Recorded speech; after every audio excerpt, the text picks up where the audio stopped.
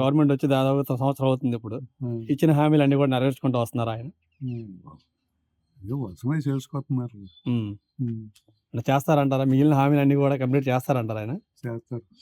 చేస్తారు. ఆయన మీద నమ్మకం ఎలా ఉంటుంది? నమ్మకం ఉంది, 99%. అంటే నమ్మకం ఉందంటే ఇప్పుడు ఆల్రెడీ గవర్నమెంట్ అప్పుల్లో ఉంది మన రాష్ట్రం.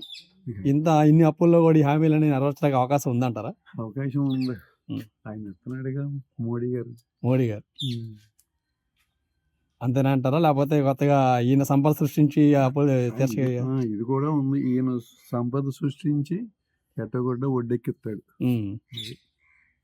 సార్ పవన్ కళ్యాణ్ గారు ఉన్నారు కదా సార్, ఆయన మీద మీ అభిప్రాయం ఏంటి?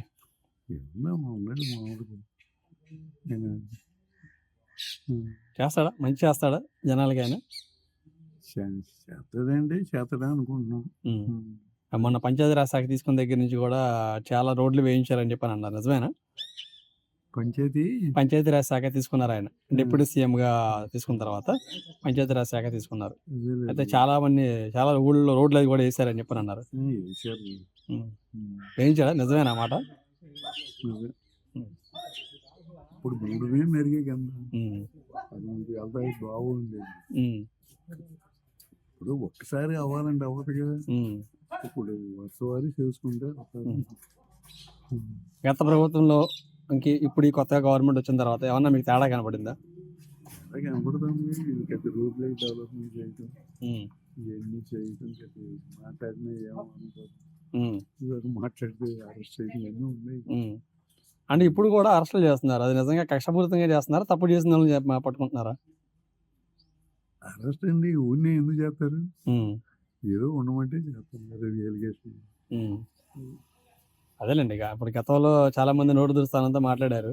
అవి వీళ్ళు కష్టపూరితంగా కష్ట పెట్టుకున్నారు. దానికి కావాలి. చంద్రబాబు నాయుడు గారు కొత్త గవర్నమెంట్ వచ్చింది కదా, ఎలా పనిచేస్తుంది? బాగానే పనిచేస్తుంది. కాకపోతే ఇక్కడ ప్రజల్లో కూడా కొంత ఇదిగా వచ్చింది.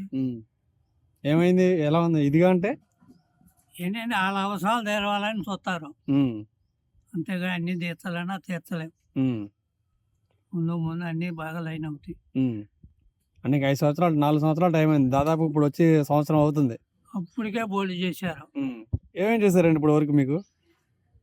మాకు ఇక్కడ చేసేది ఏం పెద్ద ఉండదు, రాష్ట్రంలో చేసినవి. ఓకే. అంటే ఇప్పుడు వరకు ఇచ్చిన హామీలు ఎన్ని చేశారు? గ్యాస్ బండ్లు కానీ ఓకే 4 ఏళ్ళు ఇచ్చారా? 4 ఏళ్ళు ఇటు ఉంటే చాలా ఇదనమాట. నెలకి 4 ఏళ్ళు అయితే 12 నెలలకు ఎన్ని వస్తున్నాయి? 48. ఎకరానికి పంట ఎంత వస్తుంది? 30 ఏళ్ళు వస్తుంది.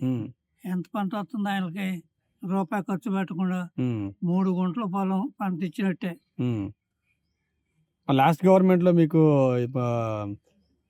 రైతులకి రైతు భరోసా అని చెప్పి ఇచ్చారు, అది మీకు పడిందా? ఆగే కొద్దిగా అప్పుడప్పుడు పడింది. మొత్తం ఎన్నిసార్లుగా పడి ఉంటుంది మొత్తం 5 సంవత్సరాల్లో మీకు లాస్ట్ గవర్నమెంట్ లో? ఏం వచ్చింది అది మనకు గుర్తులేదు. ఏంటి సార్ ఆయన ఓడిపోవడానికి కారణం ఏంటి? ఆయన చేసిన పనులు ఆయనకి కొట్టేది. అందరికీ పథకాలు ఇచ్చారు, నేనే తప్పు చేయలేదు అంటున్నారు ఆయన.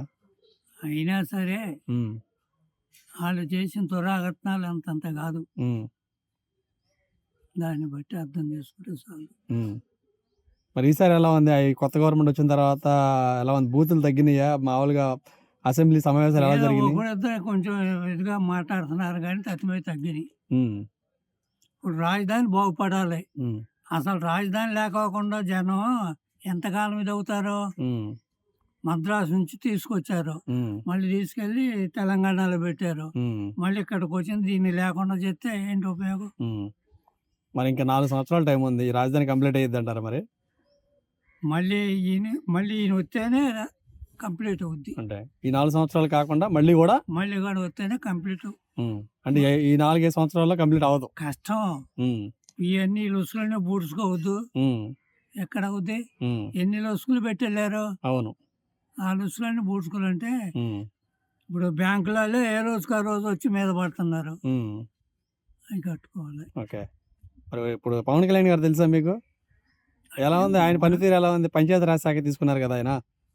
పర్వాలేదు, ఆయన కూడా బాగానే. పెద్దవాళ్ళకి కానీ యువకులకు కానీ ఆయన మంచి చేస్తాడని నమ్మకం ఏమైనా ఉందా మీకు? నమ్మకం అయితే ఉంది. చేస్తాడు. అంటే ఆయన మీద కొంతమంది అంటూ ఉంటారు, ఆయన మాట సరిగ్గా నిలబడ్డు, మాట నిలకడ ఉండదు అని చెప్పని అంటారు. ఇప్పుడు ప్రస్తుతం అట్లా ఉంది.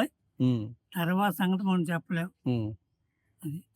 ఫ్యూచర్లో ఆయన సీఎం అయ్యే అవకాశం ఏమైనా ఉందంటారా? కొంచెం ఎక్కువ మొగ్గు చూపుతారు. ఉమ్, ఉమ్. కానీ ఆయన 15 సంవత్సరాలు చంద్రబాబు నాయుడు సీఎంగా ఉంటే చాలే అంటున్నారు ఆయన. న్యాయం అయితే అంతే. ఉమ్, ఆయన చెప్పిన మాట కరెక్టే. ఓకే. అయితే వాళ్ళ ప్రజల్లో ఊపు ఏంటంటే కొంచెం ఏదో ఆశపడతారు కదా, అవును. దానికి ఎక్కువగా ఉపయోగపడతారు. ఉమ్. ఆయనకి అనిపిస్తుంది అంటారా ఇప్పుడు నేను సీఎం అవుతే బాగుండు అని ఆయన అనిపిస్తుంది అంటారా ఆయనకి ఎప్పుడైనా అసలు? ఆయనకి అనిపించినా కానీ పుట్టు అసలు ఆయన ఏం బయట పెట్టడు, దాని గురించి అసలు ఆలోచించడు. ఓకే. అది ఒకవేళ మనసులో ఉండగానే ఉమ్, ఈ ప్రభుత్వాన్ని అటు ఇటు అన్ని చక్కదోసుకుంటూ ఆలయాలు అంతా కలుపుకుంటూ వచ్చారు కదా, ఉమ్, దాన్ని బట్టి ఇప్పుడు ఆయన బయట పెడితే తేలికైపోతారు. ఉమ్. ఇప్పుడు ఆయన మామూలుగా జనరల్గా వారసత్వ రాజకీయాలకి నేను సపోర్ట్ చేయను అంటాడు, కానీ మరి మొన్న వాళ్ళ అన్నయ్యకి ఎమ్మెల్సీ సీట్ అనేది ఒకటి వచ్చింది. అది మొట్టమొదట ఆయన సీటు ఇవ్వకుండా ఆపేశారు, ఉమ్, దాని గురించి దానికి ఇప్పుడు ఇవ్వాల్సి వచ్చింది. ఉమ్. ఇవ్వడం కరెక్టే అంటారా ఆయనకి? ఇవ్వాలి తప్పదు. ఓకే. నాగబాబు గారు కష్టపడతారంట, కష్టపడే వ్యక్తేనా? ఆయన మన తర్వాత మనకు అంతగా గట్టిగా తెలియదు, సినిమా ఫీల్డ్ నుంచి వచ్చారు కదా, అవునండి. దాని గురించి మనం ఏం చెప్పగలుగుతాం. ఉమ్, కూడా మనం పూర్తిగా సపోర్ట్ లేదు, వ్యతిరేకత లేదు. ఉమ్, ఏదో ఓ మూమెంట్లో చేసినట్టు కనపడి పర్వాలేదు అన్నట్టు ఉమ్, మళ్ళీ ఇలా అని ఉమ్, కొంచెం ఏది ఈ రేట్లు ఇవన్నీ చూసి మరి కరెంట్ అంటున్నారు. ఉమ్, కరెంట్ ఛార్జీలు పెరిగినాయి కదా ఎలాగైనా. ఉమ్, ఉమ్. అంటే ఇప్పుడు చంద్రబాబు నాయుడు గారికి కొద్దిగా అనుభవం ఉంది కదా, మరి మళ్ళీ వచ్చారు ఆయన, ఈసారి ఎలా ఉంటుందంటారు ఆయన పరిపాలన? ఇప్పటివరకు ఎలా ఉంది? సంవత్సరం అయింది కదా గవర్నమెంట్ వచ్చి. ఇది అనుకున్నంత పురోగతి ఏమి లేదు, ఉమ్, ఏదో యావరేజ్గా ఉన్నాయి. మనం సరైన క్లారిఫికేషన్ అవడానికి అవకాశం లేదు, ఎందుకంటే ఇల్లు డైవర్ట్ చేస్తున్నారు. అవన్నీ చేసి ఇంకో రూట్లోకి పోయి అదేదో చూపించాలని ఉమ్, పోరవారం నాటికి ఉన్నాయి. ఉమ్, అందుకోసం బస్సులు వేసుకెళ్ళి చూపించారు. ఉమ్. అవునవును. ఇప్పుడు మళ్ళీ వెళ్తున్నారు. ఉమ్, కానీ అదేంటంటే మొత్తం స్టేట్ వైజ్గా కానీ అన్నిటికి ఉపయోగమైన జనంతో కూడుకుని అది లేని వాడ ఉమ్. మనిషి బ్రతికే లేదు. అవును. ఇప్పుడు ఆయన రాగానే పెన్షన్ పెంచుతా అన్నారు, పెంచి ఇచ్చారా? మామూలుగా ఇస్తున్నారా ప్రతి నెల? 4,000 ఇస్తున్నారు. ఉమ్? 4,000 4,000 ఇస్తున్నారా? ఓకే. మొన్న ఈ మధ్యన ఏదో ఉచిత సిలిండర్లు అన్నారు, 3 ఉచిత సిలిండర్లు. ఆ సిలిండర్లో కూడా మొట్టమొదటిలో ఒకసారి వేగంగానే వచ్చినట్టు ఉన్నాయి, కానీ ఇప్పుడు కొంచెం రక్షణ అనుకుంటున్నాం. ఉమ్, నాకు వచ్చిందా మీకు వచ్చింది. ఉమ్, అనుకుంటున్నా పురోగతి ఉందో 3 గంటలకు 1 గంట, 4 గంటలకు 1 గంట అయితే ఉమ్. ఈ రకంగా ఆయన ఇప్పుడు ఈ 5 సంవత్సరాలు ఇచ్చిన హామీలన్నీ కూడా నెమ్మదిగా నెరవేర్చుకుంటూ వెళ్తారా? ఆయన నెరవేరిస్తే మంచిదే, ఉమ్, నెరవేర్చలేకపోతే సహజంగా ఏంటంటే ఆ గవర్నమెంట్లో కూడా కొంతకాలం ఎంత మంచిగా చేసినా ఉమ్. వ్యతిరేక పవనాలు ఉంటాయి. అవునండి. కానీ మనం అది ఎలాగని ఎవరు కూడా ఇప్పుడు మెడ్రాస్లో లాగా ఇప్పుడు ఆల్టర్నేటివ్ గవర్నమెంట్లు ఇప్పుడే 2 సమానమైన అయినప్పుడు ఉమ్, ఆల్టర్నేషన్ ఒకసారి మంచి చేసినా సరే ఆటోమేటిక్గా ఉమ్, వ్యతిరేకత రావచ్చు, ఉమ్, ఉమ్. మనం చెప్పలేము. ఓకే. ఇప్పుడు ఈ గవర్నమెంట్ కూడా రేపు ఏంటంటే 2 ఇవన్నీ మైనరీ చిన్న బీజేపీ కానీ ఉమ్. ఈ స్ట్రాంగ్ అవుతుంది. కూటమి గడియారంగో ఆ కూటమి ఈ కూటమి 2 స్ట్రాంగ్ అవుతాయి. ఇప్పుడు ఈ కూటమి కలిసి రావడం వల్ల ఈ 5 సంవత్సరాల్లో కనీసం రాజధాని కంప్లీట్ అయ్యిద్ది అంటారా? మరి లాస్ట్ ఇయర్లో ఆయన ఎక్కువ దాని మీద ఫోకస్ పెడుతున్నాడండి. ఈ ఫోకస్ పెడితే ఏంటంటే ఎవరి ఉద్దేశం వాళ్ళది. ఆయన ఏంటి బిల్డింగ్లు కట్టేసి ఆఫీసులు అంతా కన్స్ట్రక్షన్ చేయాలని ఆయన ఇప్పుడు కాదు, ఆయనకి అంత కిష్టం నుంచి కూడా బలంగా ఉంది. ఇది రాజధాని మీద మంచి నమ్మకం ఉంది, స్టాండ్ ఉంది. ఉంది. కానీ మరి ఈ ప్రధానమంత్రి నుంచి కానీ సెంట్రల్ గవర్నమెంట్ ఈ నిధులు సరిపడిన లేకపోవటం కొంచెం మరి అవన్నీ ఇంతకాలం పెండింగ్లో ఉంటాం. ఈసారి కూడా నిధులు శాంక్షన్ చేశారు, పనులు కూడా త్వరలో మళ్ళీ ప్రారంభిస్తారని చెప్పని అంటున్నారు. అప్పుడప్పుడు బాంబు పెడుతున్నాడు ఆయన, ఏదేంటి ఇస్తున్నాడు ఆయన, ప్రధానమంత్రి గారు ఇస్తున్నారు నిధులు. అవును, ఇచ్చే వెళ్ళనుకుంటే ఇది, కానీ మనకి ఎంతవరకు అనేది ఏదో ఆయాల పేపర్లోనూ టీవీలోనూ వింటాం. తర్వాత కార్యరూపణ దాల్చేటప్పటికి అది మనకి అంత. అలాగే ఈ పోలవరమే కానీ ఎన్ని అది వాళ్ళు ఇచ్చే నిధులు ఈ ఎంతవరకు ఇస్తున్నారు, ఎంత ఇక్కడ అవుతున్నాయి, డైవర్ట్ అవుతున్నాయో, పని జరుగుతుందో మనకు తెలియదు కదా. అవునండి. కాకపోతే ఏంటంటే చేస్తే మంచిది అనుకుంటున్నాం. ఓకే. మీరేమంటారు బాబు గారు?